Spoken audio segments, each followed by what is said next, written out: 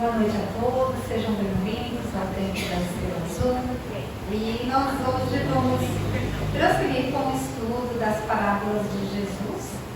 E a parábola que eu trouxe para vocês hoje é a parábola do grão de mostarda. Vocês já leram, conhecem? É muito interessante.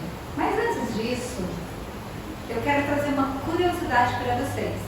Todo mundo conhece aquela planta bambu, sim? Né? Na China tem um tipo específico de bambu que, quando plantado, ele demora 5 anos para o seu sistema de raiz, né, se formar no solo. Então, acima do solo é invisível. Durante 5 anos você não vê uma folhinha sequer. Mas isso não significa que a planta não está no processo de ramificação. Muito importante. Após esses 5 anos, o primeiro brotinho nasce. E, incrivelmente, demora assim, poucas semanas para que ele se torne grande. A sua folhagem fique bem grande, os galhos, chegando até de 20 a 30 metros. Olha que interessante. Então eu gostaria que vocês ficassem com essa curiosidade na mente. E agora nós vamos para a parábola. Lembrando que parábola é um tipo de texto de narrativa curta, que trabalha com símbolos e comparação. Então usa como alinhavo da vida cotidiana a comparação, utilizando várias simbologias. E no caso aqui é a semente, o grão de mostarda que Jesus utiliza para nos ensinar, nos orientar sobre o nosso crescimento, a nossa evolução moral. Tá? Então, ele começa comparando o reino dos céus a um grão de mostarda. Tá? Então, conforme nós aprendemos no Espiritismo, o reino dos céus não é um lugar distante ou físico, né? Reservado apenas a alguns, ele é para todos. Ele é um estado da nossa alma, tá? Um estado de consciência. E essa construção ela acontece internamente, tá bom? É uma condição íntima do espírito, que quando começamos a caminhar em direção ao bem genuíno, né? A caridade e a transformação moral vão acontecendo. Então, nessa direção, esse caminhar, esse reino vai sendo construído de forma silenciosa. Então, eu vou ler a parábola para vocês. O reino dos céus é semelhante a um grão de mostarda, que um homem tomou e lançou no seu campo, o qual grão é, na verdade, a menor de todas as sementes, mas depois de crescida, é a maior das hortaliças e faz-se árvore, de tal modo que as aves do céu vêm pousar nos seus ramos. Essa parábola está em Mateus, capítulo 13, versículos 31 e 32, e Lucas 13, também 18 e 19. Mas antes da gente desdobrar, né, tirar todas as camadas de interpretação desse texto, vocês conhecem, já viram o grão de mostarda? Olha como ele é pequeno, mas obviamente não é o menor dos grãos, existem outros, mas naquela época Jesus utilizou este grão para falar com os homens daquela época, que talvez nós também estivemos lá ouvindo, né? Há quantas que nós estamos indo e voltando, né? E a misericórdia de Deus, ela é presente em todos os momentos. Então, esse aqui é o grão de mostarda, certo? Então, vamos lá. Quando a gente pode prestar atenção nas camadas desse texto, eu vou falar de 3 camadas que à luz do Espiritismo, uma delas é a lei de progresso, que está lá no Evangelho e também no Livro dos Espíritos. A segunda é a lei de causa e efeito. E a lei do amor, né? A gente vai desdobrando essas camadas. E por que nós estamos aqui na Terra? Para a nossa evolução, a nossa evolução moral, tá bom? Qual o ensinamento por trás do grão de mostarda de Jesus, que Jesus utilizou? Jesus compara o reino do céu com um grão de mostarda. O grão representa aquilo que é pequeno nos olhos humanos, mas que possui dentro de si uma força divina de crescimento. Então vamos lembrar lá do bambu. 5 anos em silêncio, sem ninguém ver, se ramificando, se fortalecendo. Então assim ele compara também com o reino dos céus, com o grão pequenininho. Mas isso significa exatamente o quê?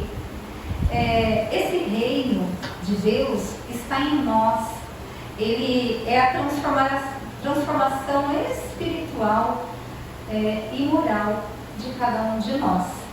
Então não começa com grandes feitos, nem com aparências, nem com coisas extraordinárias. Então eu não preciso de muito, eu preciso apenas começar com pequenas coisas. Mas como isso é possível no meu dia a dia, no nosso dia a dia? Num pequeno esforço de melhora, numa intenção sincera de fazer o bem, num gesto simples de caridade, aquela caridade discreta, sem vaidade, sem holofote, sem a intenção de mostrar, de show, numa renúncia silenciosa ao orgulho, ao egoísmo. Quando nós conseguimos reconhecer em nós as nossas dificuldades, o quão arenoso ainda está o terreno do nosso coração, e que nós precisamos regar com os ensinamentos do Evangelho e preparar esse solo para receber a mensagem, a semente do bem, do amor, da redenção. Depois, ele diz que um homem tomou, que significa mesmo que pegar. Então, o que a gente percebe aqui que Jesus está dizendo? Basta apenas apresentar o caminho, o reino, o amor, as possibilidades de redenção para nós. Precisamos aceitá-la, precisamos pegar. E essa semente que tem essa simbologia, o homem pega. E aí a gente vai falar de responsabilidade e decisão, né? Então, quando nós decidimos, aceitamos pegar essa semente para o processo de germinação. E o que significa a semente não se planta sozinha? Ela se planta sozinha, gente? Quem trabalha com jardinagem aqui, que gosta, já trabalhou na roça, a semente se planta sozinha? Não. Então, além de aceitar, nós temos que agir, né? Então, uma decisão consciente, o nosso livre-arbítrio. Quando usamos esse livre-arbítrio para o nosso crescimento, para a nossa evolução, para a nossa transformação moral, a escolha, no momento em que eu escolho fazer um silêncio, ou nós escolhemos fazer silêncio diante de um grande conflito, de um embate com familiares ou no trabalho, na sociedade, quando a gente evita entrar na espiral do conflito com o próximo, que vai trazer muito desconforto, né, e inimizade. Então eu estou escolhendo, eu estou decidindo. Então a gente vai pensar aqui no reino, quando ele começa com a nossa decisão, que significa a responsabilidade moral que nós temos e o compromisso que nós temos quando nós escolhemos e decidimos pegar essa semente. E logo em seguida, o homem lançou no seu campo, que é o que Jesus disse. Então, o que isso representa? Então, tomar a semente é decidir, né? Pegar essa semente é decidir. Mas lançar no campo é agir. Então, nós podemos ter a intenção, as melhores das intenções na nossa mente, mas ela ficar somente no nosso íntimo, sem ação, é a fé morta, né? Aquilo que não tem ação não vai, não vinga, tá? Então é um processo. Então o reino não cresce somente na intenção, ele começa na intenção, é o ponto de partida. No entanto, ele só vai florescer mesmo, se solidificar na prática, do dia a dia. Então, no campo da nossa vida. Eu gostaria que vocês observassem nessa parte que ele não fala no campo. Jesus não fala no campo, ele fala no seu campo. O que isso significa? Então, eu devo olhar para o meu vizinho e cobrar do vizinho essa ação? Ou eu preciso olhar para mim? Devemos olhar para o nosso campo, no nosso lar, no nosso trabalho, na nossa família, no nosso contexto social. Então, o crescimento espiritual, ele começa onde estamos. Não é lá, não é no vizinho, não é no outro país, exatamente onde nós estamos.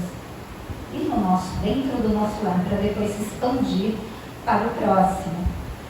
E aí ele continua, e aí ele reforça a menor de todas as sementes. Então, o que significa a humildade do começo, do pequeno.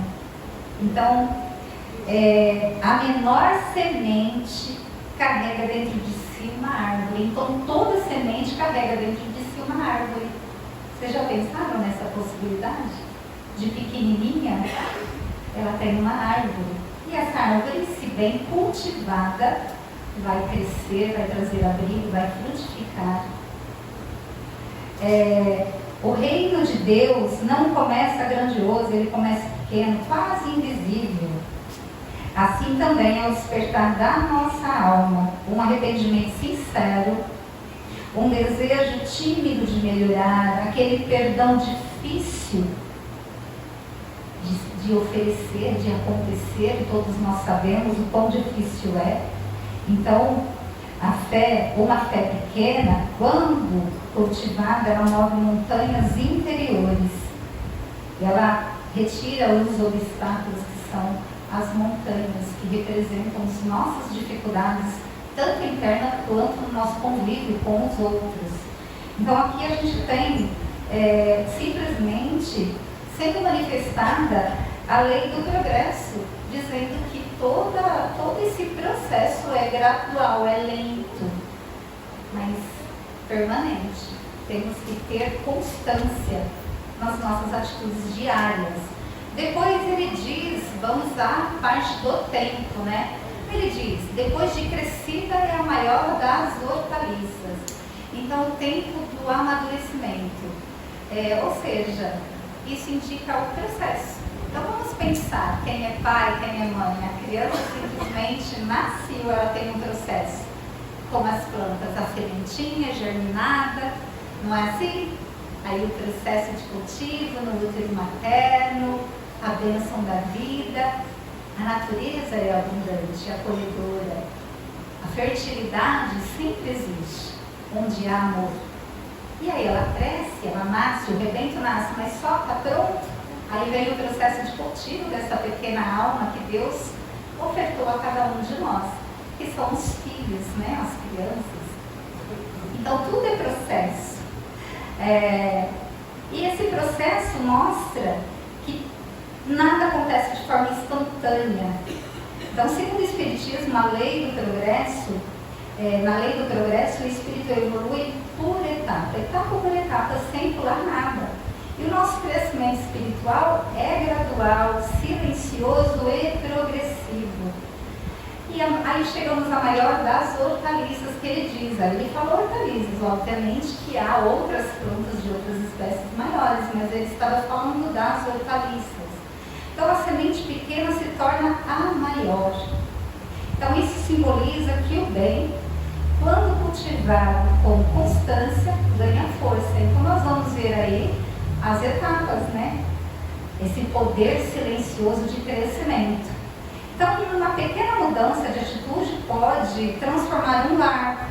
Então quando deixamos de reclamar todos os dias em casa, deixamos de ofender, de acusar, de exigir, passamos a pedir, passamos a ter mais tolerância, compreender as necessidades do outro e as nossas. Então, quando nós conseguimos alterar uma convivência amada para uma convivência doce, harmoniosa no lar, então, quando nós conseguimos reconstruir e curar uma relação que já estava trincada, sob o efeito maravilhoso do perdão, interrompendo um ciclo inteiro de sofrimento e às vezes até de encarnações passadas. Dentro da família a gente consegue, nessas pequenas atitudes, são silenciosas e lentas, mas elas são necessárias. Então aqui a gente pode fazer uma analogia também, né, na camada do processo de reencarnatório. Então a semente representa o espírito simples, o crescimento representa as experiências acumuladas, a maior hortaliça representa o espírito já moralizado, não perfeito, mas firme no bem. O crescimento não elimina as provas, então todo esse processo não vai eliminar. Então quando nós pensamos no plantio, no cultivo de uma planta, vai enfrentar tempestades, secas, não é assim, gente? Mas vai sobreviver, porque a natureza ela é abundante, ela tem poder de transformação. E a natureza divina está sempre, essa centelha sempre dentro de nós. Então, mas todo esse crescimento que não elimina as provas, fortalece o espírito para enfrentá-la. Então nós nos fortalecemos. E temos que ter essa expansão de consciência de que a dor, ela não é um castigo, ela faz parte da lei, causa e efeito. Então, quando eu decido plantar um grão do bem, o bem vem. Quando eu retiro a erva daninha do orgulho, eu me afasto da solidão e trago a comunhão. Tá?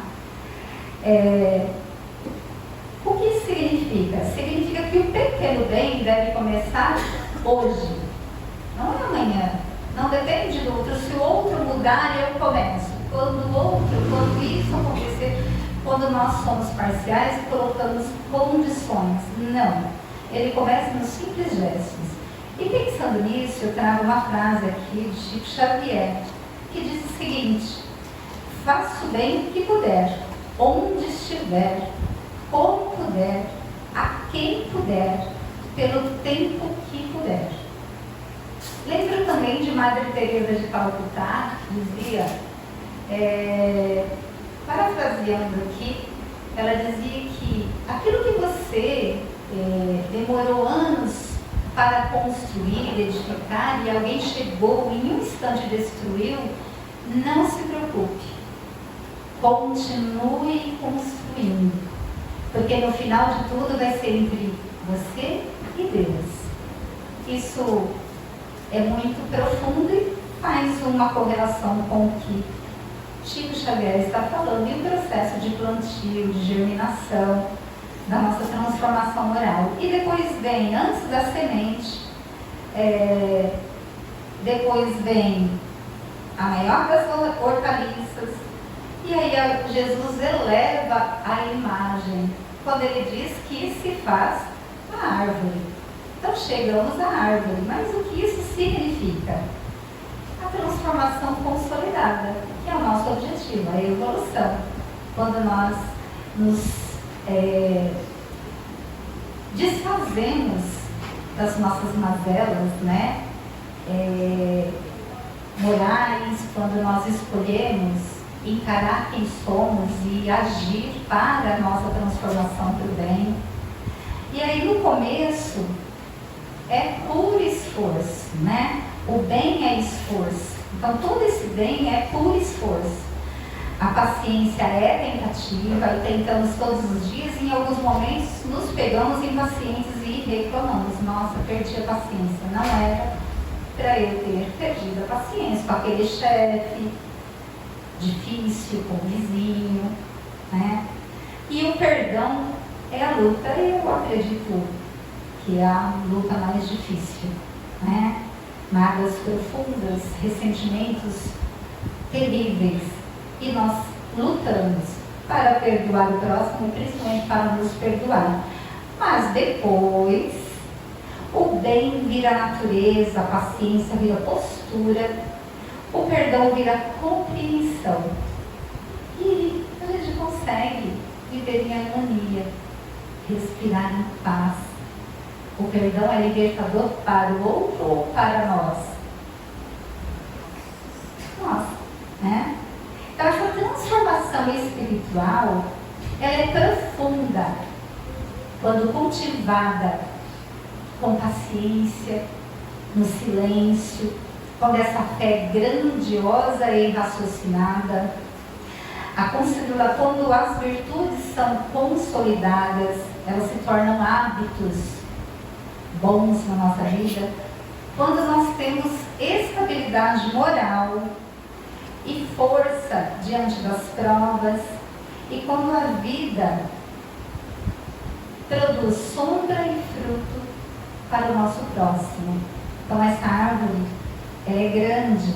E depois vem a cena, né, que Jesus fala, de tal modo que as aves do céu vêm pousar nos seus ramos. Quando alguém desenvolve fé, equilíbrio e caridade, passa a ser ponto de apoio para o seu próximo. Afinal, o grão não cresce para si, ele cresce para servir. De grão, de semente, todo o processo, ele se transforma em árvore, frutos, sombra, abrigo, alento, acolhimento. Então, uma pessoa que cresce espiritualmente torna-se referência para os outros, inspiração, influência, no entanto, uma influência sem vaidade, uma influência silenciosa, um amor verdadeiro no coração. Ela oferece equilíbrio no ambiente onde ela estiver. Resumindo, ela se transforma a luz, um ponto de luz na escuridão do sofrimento alheio. Porque dentro dela não há mais escuridão. Ela já despertou. Então a fé verdadeira, ela não isola. Ela acolhe, ela sustenta, ela protege. E o reino dos céus dentro de nós torna-se acolhimento, aconchego e amparo para os nossos inimigos, desafetos, os nossos amigos, os nossos irmãos em aflição. Vamos lembrar do bambu? Rapidinho? Olha só, e esse é fato, vocês podem pesquisar depois, tá? O bambu demora 5 anos para a sua raiz se ramificar e firmar. E se vocês prestarem atenção, como só nós, né? Quando vem a tempestade, o bambu, ele se quebra, ele se deita, né? Ele enverga, ele tem uma flexibilidade muito grande. E depois que a tempestade vai embora, ele volta para o rumo. Então vamos pensar na semente, no grão de mostarda, no bambu, dentro de nós, das nossas escolhas diárias de plantio, tá? E para encerrar, eu quero ler aqui a síntese de tudo. Que mensagem fica? Pequeno começo, grandes resultados. A fé, comparada ao pequeno grão de mostarda, tem um potencial de crescimento ilimitado. Mesmo uma fé pequena, se cultivada, pode mover montanhas de dificuldades materiais ou morais. Necessidade de tempo e trabalho. Assim como a planta não se forma instantaneamente, o aprimoramento do espírito é um processo gradual. Exige esforço contínuo, boa vontade e tempo para germinar. Evolução e esperança. A semente representa as boas sementes de luz e amor que devem ser plantadas no coração. O crescimento da árvore mostra a evolução contínua da alma e a esperança na transformação moral das searas de luz. Gratidão.